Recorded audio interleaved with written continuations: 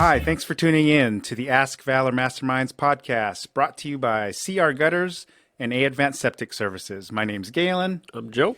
And we're coming at you from the BD Local Studios in Tacoma, Washington. Thanks for tuning in. Enjoy the podcast.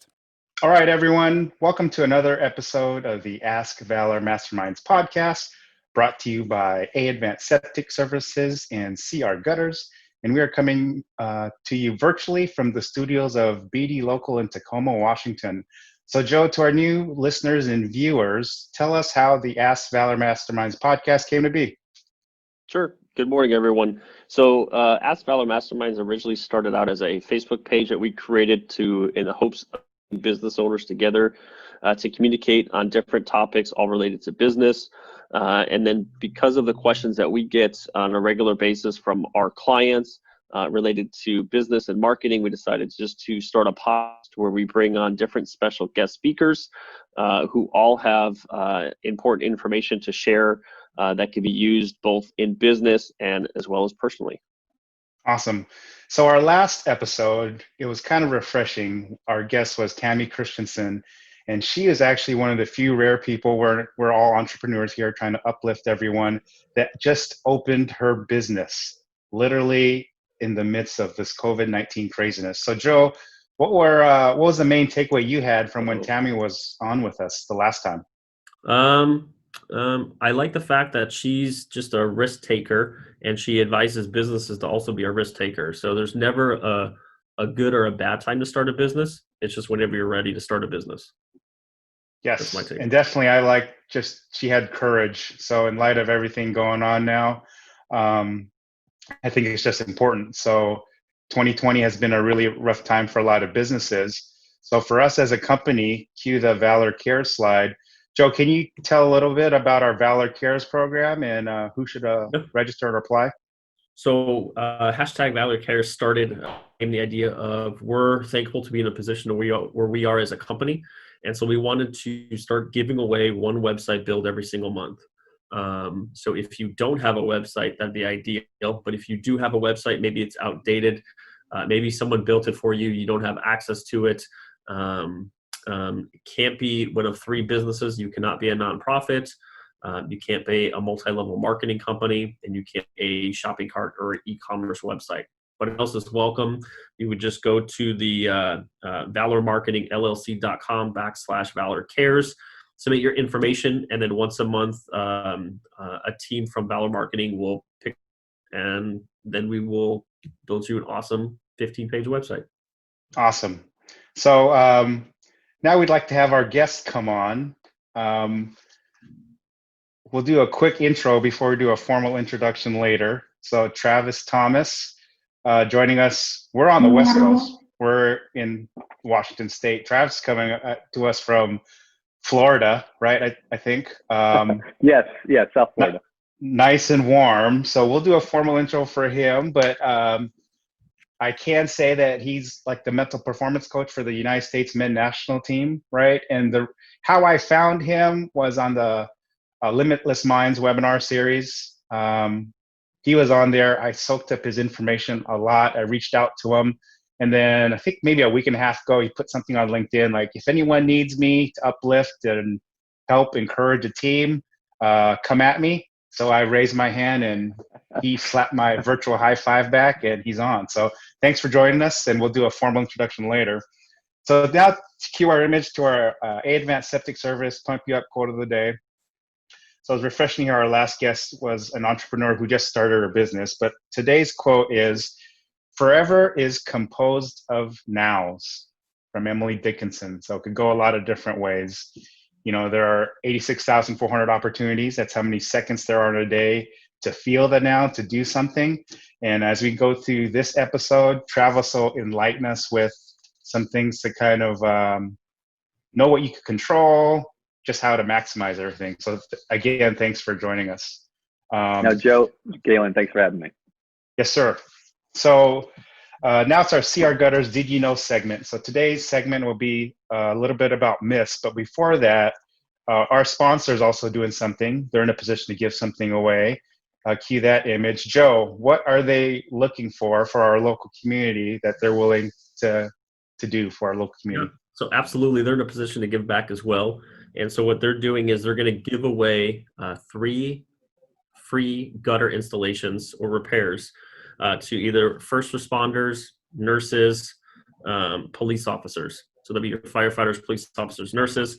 You have to live where they live, but out in Puyallup, Sumner, Bonnie Lake area, anyone can go nominate anyone for it, and then they're going to choose a winner, and then they're going to give away some free gutters to some, obviously, some deserving folks. Awesome. So we'll post some of that information. Now to our Did You Know segment. So myths about peak performance. So everything I've consumed that you put out there, it just resonated with me. So I'm so glad to get on. So our first myth, and we'll get your quick thought on it. Peak performances can only be achieved by people with special mental powers. What's your thought on that, Travis? I mean, I'm not special, so I would say, yeah, you and me both, Galan. If that's the case, you and I, we're in trouble. So no, just like anything else, right? The mental skills and mental toughness, whatever you want to call it, it is a muscle, just like any other part of our body. That the more we focus on it, the more we develop it, the stronger it'll become. And so, sure, just like with DNA and everything else, different people may have different advantages physically in their development, just as others may have certain advantages mentally in different areas. But when it comes right down to it, there's no part of our mental aptitude that we can't put some time into and develop. Awesome. I mean, I'm a Star Wars guy, so like being like force sensitive, I kind of geek out on that stuff and everything. So, Yeah. So cue the next myth. A peak performance in sport is different in business. So you're wearing the crest proudly on your chest, I am. There we go. So is a peak performance really that much different in sport? Because you think about elite athletes, having this thing, but you have a lot of business and experience in the corporate world too. How are those different or the same? Yeah, they are. They're the same from the standpoint of the same skills, the same attention, the same focus that it requires for us to be successful entrepreneurs, to be successful parents and spouses, is the same skill set that professional athletes develop and hone. The only difference is the context. The only difference is the field that we work in compared to the field that they actually work on. And maybe the stakes seem higher because millions of people are rarely watching me do anything. And so maybe that adds a little bit of pressure to an athlete, but what they're focusing on and how they're focusing is no different than any of us wanting to be successful in any venture. Awesome. Yeah, Joe and I try to take everything we learn from everything and try to become better entrepreneurs, better for our company and everything. So that kind of athletic mindset is prevalent also, right? So cue the next slide. Peak performers don't need coaching. So, when I thought of this, I think again of like the elite athletes or like your Tony Robbins, those kind of ultra people. But for a lot of our viewers and audience who are just everyday entrepreneurs trying to get better, can they benefit from coaching? Just the everyday Joe? No pun intended, Joe. So yes, we can all use coaching game. Absolutely, and coaches need coaches, and all the coaches that I know have some coach in some aspect of their life, whether it's a facet of what they do, or it's just another resource that they're constantly reaching out to try to get better, to be heard. In fact, I've been able to be on this. The Cleveland Indians are having a high performance series of speakers that they bring in each week during this pandemic. And since I'm on the men's national team staff, I've been invited to be on this Zoom call. And the number of coaches from all industries, from all sports, who are on this Zoom week in and week out, who are quote unquote experts in their own right, but they come each week looking to get better and looking to learn from someone else and be coached in an area where they can take any tool, any resource, any new nugget or insight to make them a better performer or make them a better coach. And so I think you need to be concerned when you stop believing that you need to be coached. Awesome. Thank you for that. A couple more slides left, but our next myth about peak performance. So peak performers always focus on winning. So the one thing, my takeaway from that is we talked about before, process over outcomes. Like, you're not focused on winning. The picture of the slide shows, you're on top of the mountain celebrating, but it's the work that got you up to the mountain, right? I mean, pre-training, all this kind of stuff, the preparation. So is it process focused, or, how do the peak performers get to be where they are? Absolutely, it is. It's process over outcome, and that's not that we're not thinking about the outcome, or that we're not striving for the outcome. The outcome is the goal, right? The winning is the goal. The top of the mountain is the goal. That's the destination. But we don't get to the top of the destination by thinking about the destination. We get to the goal. We get the win. We meet our sales goals or whatever we have by translating our goals into action. And thinking about what process, what routines, habits, and behaviors do I need to execute on a day-to-day basis that help create the outcomes that I desire for. So what we want to give most of our attention to is, what are we doing on a day-to-day basis? What's the process that we're creating and tweaking and adjusting on a day-to-day basis that makes us better to reach that end goal? The end goal, though, can be a distraction. It becomes a distraction when it takes us away from taking action as far as what we can do today. So I liken it to the equivalent of running a marathon. And if on mile 1, all I'm thinking about is mile 26, miles 2 through 25 are going to be hell, because that's a long way to go. So if I'm in mile 1, I'm focusing on mile 1. Maybe I'm starting to think about mile 2. Maybe I'm starting to strategize for miles 3 and 4. But if I'm focused on mile 26 during mile 1, there's a good chance I'm not going to make it the whole way. Well, Even I don't think my body's built to go mile 26, even if I had the mental capacity, but you can always try, right? So we can get you there, Galan. All right. Second to last slide. So another myth about peak performance. So only many years of training will lead to peak performance. So to get to your optimal peak performance, is it something that I should have started in first grade? Different stages of different entrepreneurial paths that our audience takes. Can you start anytime? Talk to us about that myth. Yeah, yes, you can start anytime. I think what we also have to not discount is, what have we considered training in our lives to date. And I like to say that I got a master's and a doctorate in entrepreneurship because I failed so frequently and miserably that I couldn't have paid for that level of education that I learned. Now, I wasn't intentionally training at the time, but the question is, are we constantly learning from our experience, our past, and our opportunities? Because we can learn. Anyone can be a teacher. Any experience can be a classroom. And so, are we pausing and reflecting enough to take the learning and take the experience through everything that we do? If we're doing that, if we're absorbing that, and we're constantly learning from our experiences, that's what elite performers do, right? They transform experience and ideas into relevant learning. But clearly, right? If I want to be an Olympic athlete, it's going to require years of training to be, whether it's the 10,000 hour rule or that principle or not. Yes, we need to put in the time, we need to put in the energy, but we can have lots of levels of success along the way. Awesome.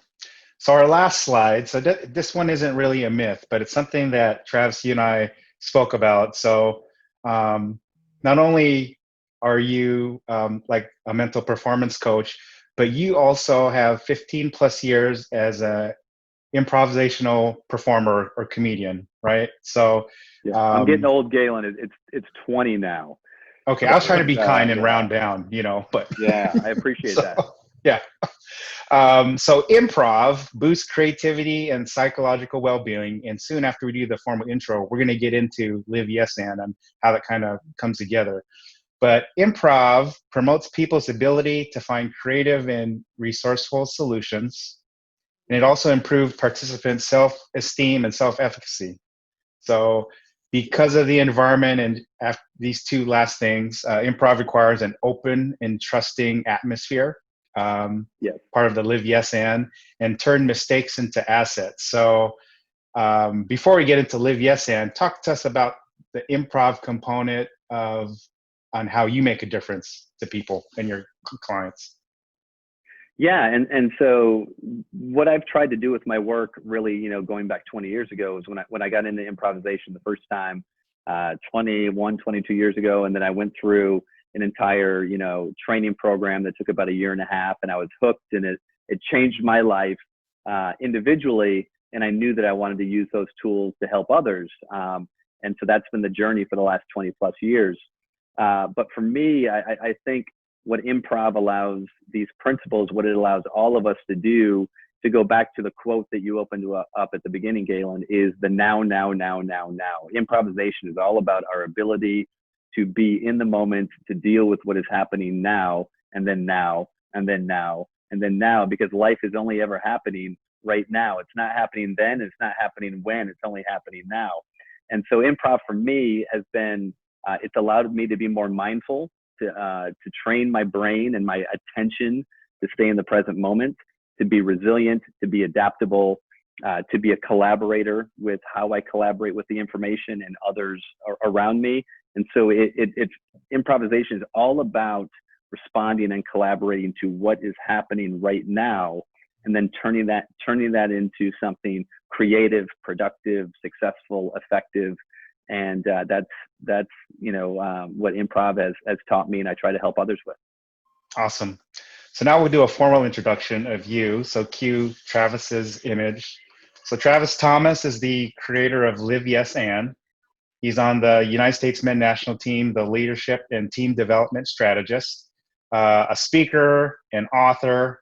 His picture of his book is right there. Improvisational comedian for 20 plus years, trainer, mental performance coach. His background is in college soccer, your athletic background, and then in improv, and has worked with not only the U.S. Men's national team, IMG Academy, Chicago Cubs, University of Georgia, Gatorade, Under Armour, a ton of different other corporate companies too. So at this point, we want to just get to know you.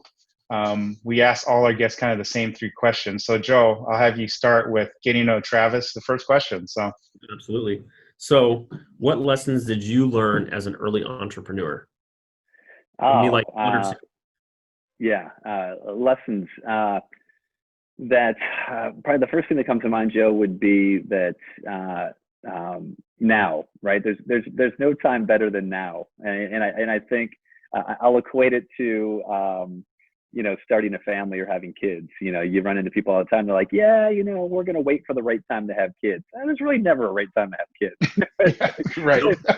If you're feeling like that's a good thing, it's, you know, like you can't always predict that, but like whenever that time is, that's the time. And, you know, I think for entrepreneurs, there can be this hesitancy to want to start until all of the conditions are perfect.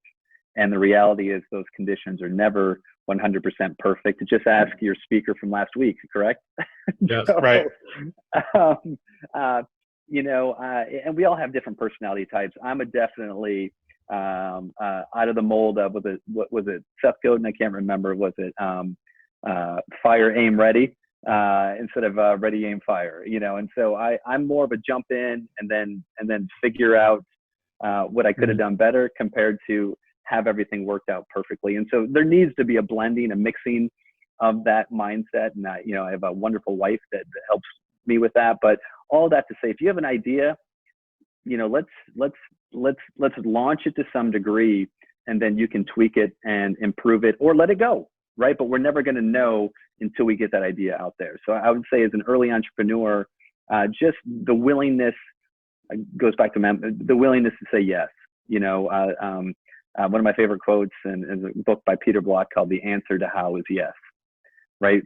Entrepreneurs can spend years asking, how are we going to do it? How is this going to be successful? How am I going to raise the money? How am I going to get my message out there? How? And I'm a firm believer that the word how has killed more dreams and ideas than any other word in the English language, right? And so there's a great Rumi quote, which is the answer to how is yes, or the Peter Block book, but Rumi's quote is say yes quickly. Say yes quickly. When you've got that inspiration, when you've got that idea, say yes quickly. Tina Fey, say yes, and then you'll figure the rest out afterwards. And that, again, goes to the spirit of improvisation. It doesn't mean the idea is going to work, and it doesn't mean it's perfect, but you're going to get down the road of actually doing it. And we all know that we learn most when we're doing. And so just, yeah, I would say that's the biggest lesson. And that's where I still am, because just like anything else, nothing is a finished product. And even if you launch a successful business, my guess is entrepreneurs are entrepreneurs and they're creative. And if you launch something, you have another idea, you want to do something else. And so it's just a lifetime of launching ideas. Some are going to work, some aren't, but they're definitely not going to work sitting in your parking lot, in your mental parking lot. So say yes quickly. My next question, or our next question is, what's the best piece of advice you've been given? So either in business or personal, what's the best piece of advice you've been given? Yeah, I think similarly to the first one is, I'm huge on authenticity, guys. It's a big part of my message. It's a big part of what I try to help others, whether those are athletes, coaches, entrepreneurs, or just people, is this idea of embracing your authentic self. What is authentic about you? And I think as an entrepreneur, it can be very easy to want to copy what someone else has done, or copy their success, or copy their persona. And clearly, it's totally fine to copy techniques and tools and ideas that people have done that have been successful for them. But when it comes down to copying who you are and what you're about, I think that's where we need to let our true authenticity come out. And I think customers connect with authenticity. They don't connect with, it's okay to be professional and have a beautifully delivered product and an ad campaign and everything, but we all have a high BS meter. And so I think I have been more inspired by clunky speakers who are not great presenters, who have powerful, authentic messages, compared to speakers or business owners who have this well-polished persona, but I'm asking myself, who is this guy? And can I trust him? And I think authenticity for me is just be you. Let's find who you are, why you want to launch this business, why you want to push this idea. Let's lead with that authenticity. And, you're the only, it's so cliche. I get it. There's only one you in the world, but like, you're the one who's inspired and passionate. So don't tell someone else's story. Let's tell your story. Right. Well, let me get in, because of time. How did Live Yes and how did that idea start? Yeah. So again, I got into improvisation, didn't know I was going to become a performer, but when given the opportunity, I couldn't turn it down. And so fell in love with performing and did that for a number of years in Boston, moved to Florida, started a group of 2 other guys. We've been performing together for 16 years now. But it was the principles of improvisation that I fell in love with. And I wanted to figure out, how to bring them into the corporate world, how to bring them into the personal development space. And then again, being a college soccer player and growing up loving sports, man, my dream, can you imagine if I could, work with the U.S. national team and bring these improv principles? That would be amazing. And so getting into the sports world. And so for me, they're deeply philosophical, they're deeply spiritual, they're very personal. And so my wife and I, we've got 3 kids, and I feel like so go back 5 years ago, I'm working at IMG Academy. I had launched a few different ideas at the time, 30 Days of Yes, different online programs. I knew I wanted to go off on my own and be a speaker and be a consultant and do coaching and do speaking. And And I knew I wanted to have this improv as part of it. And so yes and is the foundation of improvisation. It's not, I didn't create it. Yes and is the foundation of improv. And so okay, what is my brand? And it needs to have yes and in it, but what is it? What is it? What is it? And then it hit me, Travis, you've been living yes and for the last, 16, 17 years. That's what you're sharing. You're sharing to help others live yes and, to live these principles and how they're applicable and relevant to everyday life, whether you're an entrepreneur, athlete, or house parent living at home. And so that was like, once that inspiration came, like, that's it. And so I've spent the last 5 years under my own umbrella, working with teams, companies, and individuals. And so it's been that progression. I've known in my heart that I've always wanted to be in this space. I just didn't know what my message was going to be. And so, again, that journey of life is 20 years ago. I had no idea that the path would take me to where I am today. But that spark has always been in my heart. I love, I follow my passion. I love presenting. I love being in front of people, and I love connecting with people. And so that's, it's just, so that's sort of what the evolution has looked like. I wrote my book back in 2016, and that's helped kind of, build the platform of where I am today. And I don't know where the next twists and turns are going. That's that openness, that's that adaptability.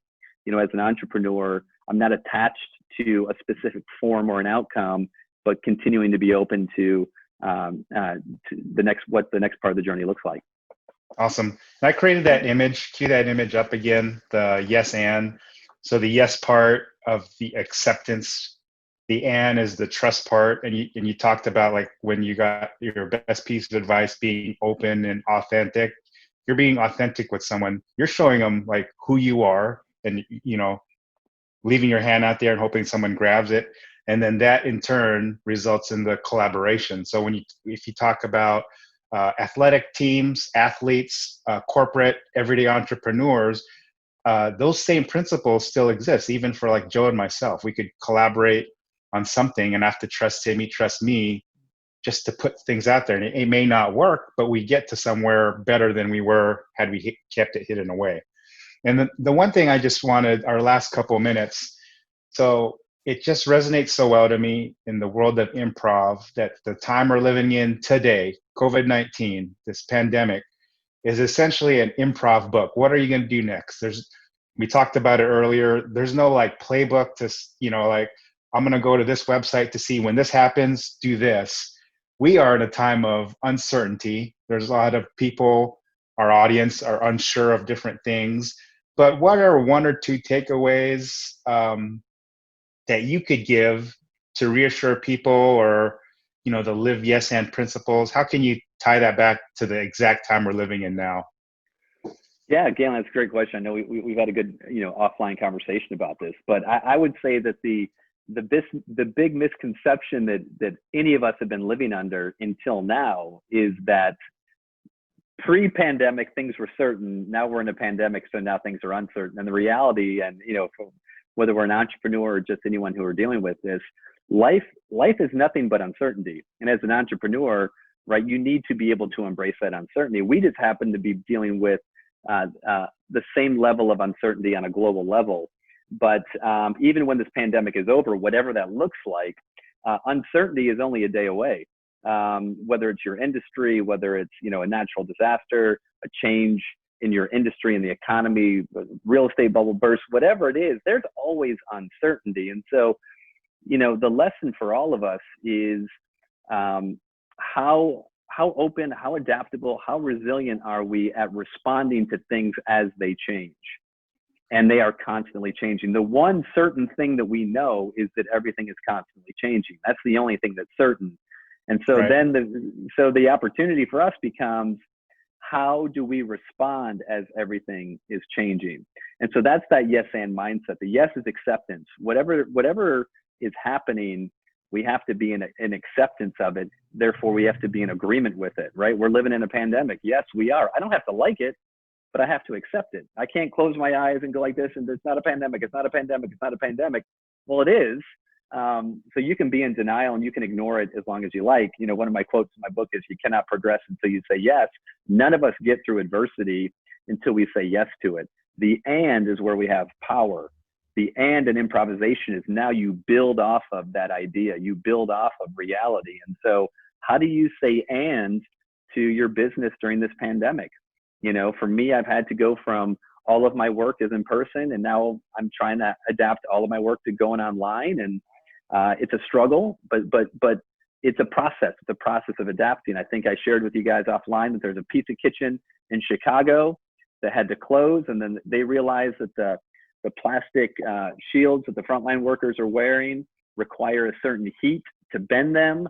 And they're like, well, our pizza ovens can do that. So they turned their pizza ovens into being able to they've ordered thousands of these masks that they are now forming and selling and continuing to operate. So they're adapting to whatever our present circumstances are. Just like Rumi says, say yes quickly. How quickly can we say yes to what is happening? And then think about how can we respond to this in a productive way that keeps us in an open problem-solving mindset instead of being in a poor me, negative victim mindset. Right. And so instead of panicking, you're pivoting, right? So absolutely, that's perfect. Yeah. Right. Well, you can panic too. You can go, oh. Yeah. Well, we've done. I'm sure a lot of us out there watching and everything have panicked, but then you don't Panic stay in and that pivot. panic mode. Yeah. No. And that's, you know, we go full circle. What is, you know, what I'm trying to teach to high performing athletes, and then just high performing skills in general. All high performance is the ability, how quickly do I respond to the moment when it happens?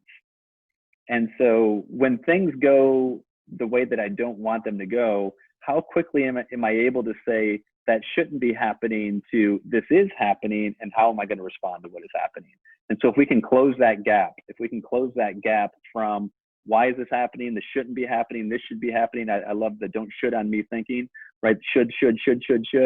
If the more quickly we can change from what should be happening to what is happening, now it puts us in problem solving mode. And that's that yes and. We're just saying, Right. We don't have to like it, but we have to say yes and to it. Well, the one thing we'll wrap up, but I want to say thank you for joining us. The one live yes and I'd like to say is live as yes, and we'd like to have you back sometime soon, you know.